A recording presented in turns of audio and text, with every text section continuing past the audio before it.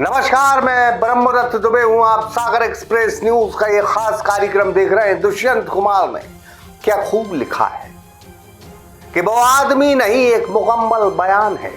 माथे पे चोट के उसके गहरा निशान है। ये निशान नहीं बल्कि तिलक है, और तिलक है वफादारी का। जी हां, आज हम एक वफादारी का किस्सा सुनाएंगे। एक नेता की वफादारी का ये किस्सा है। वो नेता एक अदने से जिले में एक छोटा सा कार्य करता था। बात 90 के दशक की है। उस वक्त कांग्रेस का जलजला था। एक बड़े नेता ने बगावत कर दी। उनके साथ दो नेताओं ने और बगावत कर दी। कांग्रेस में घमासान मच गया। इस बड़े नेता ने कांग्रेस छोड़ दी और एक अलग पार्टी बनाई। उस बड़े नेता की इस मध्य प्रदेश में जबरदस्त हैसियत थी।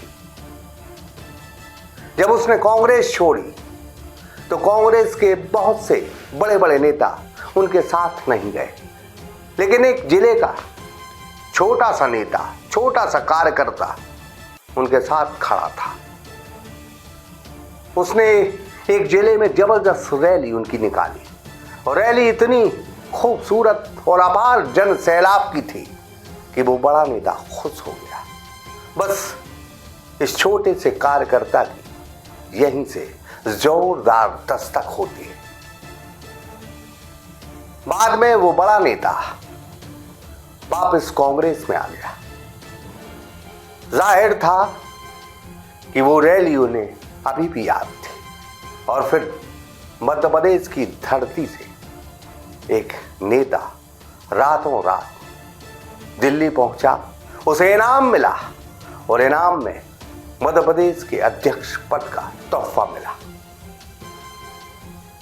जैसे ही उन्हें तोहफा मिला, वैसे ही मध्य प्रदेश के मुख्यमंत्री ने उन्हें फोन घुमाया।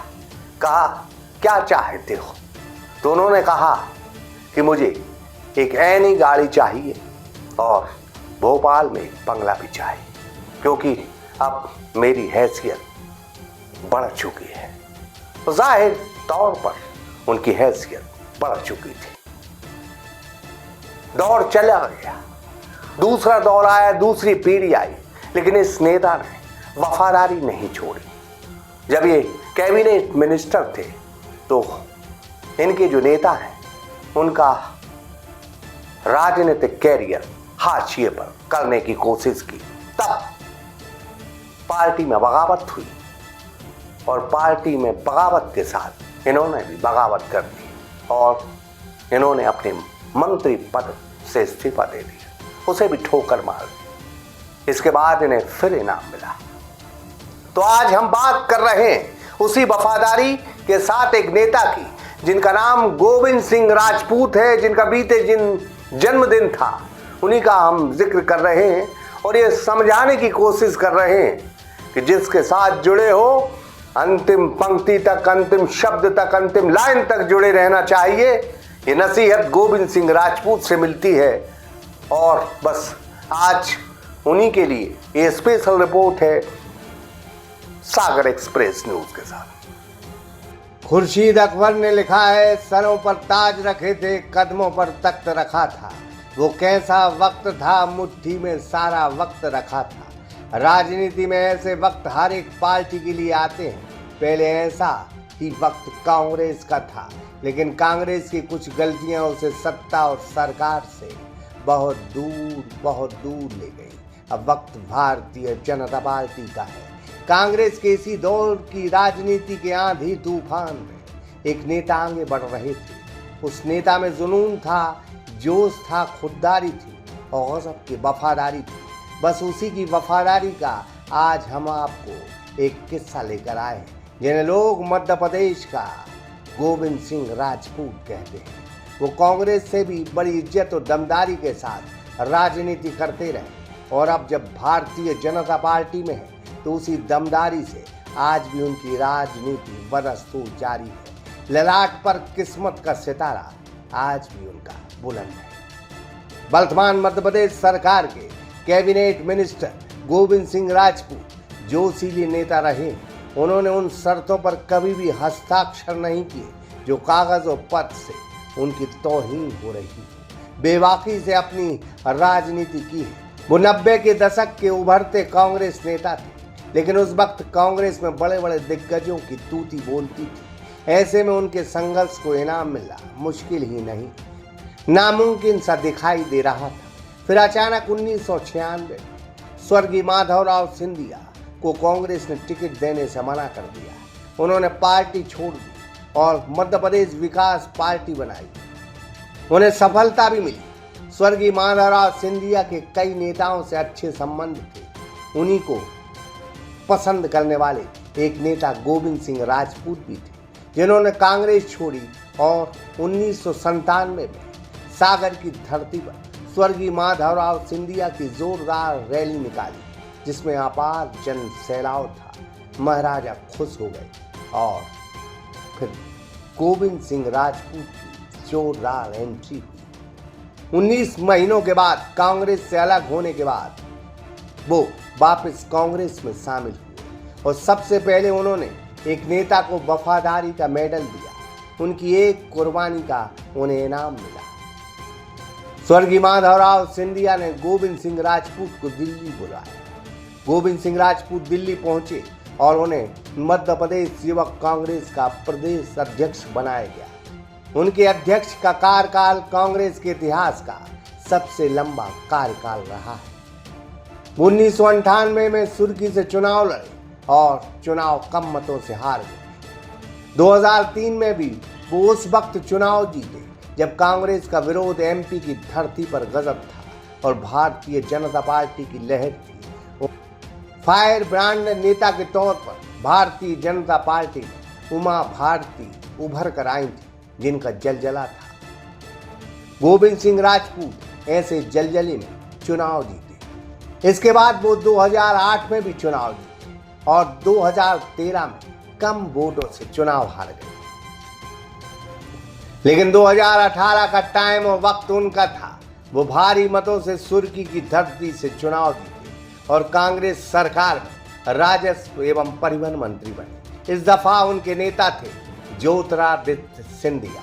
सिंधिया जी लगातार कांग्रेस की तौहीन झेल रहे थे। कमलनाथ और दिग्विजय सिंह की जोड़ी ज्योतिरादित्य सिंधिया को मध्य प्रदेश की राजनीति से दूर करना चाहती थी। वो 2020 का वक्त था। कांग्रेस में बगावत हुई। सिंधिया ने कांग्रेस छोड़ दी।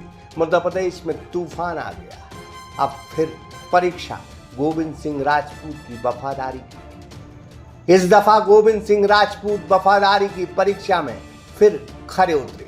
उन्होंने अपने मंत्री पद से इस्तीफा दे दिया और मंत्री पद छोड़ दिया। इसके बाद भारतीय जनता पार्टी की सरकार बन गई। वो मंत्री बने, लेकिन कुछ महीनों के बाद उन्हें इस्तीफा देना पड़ा।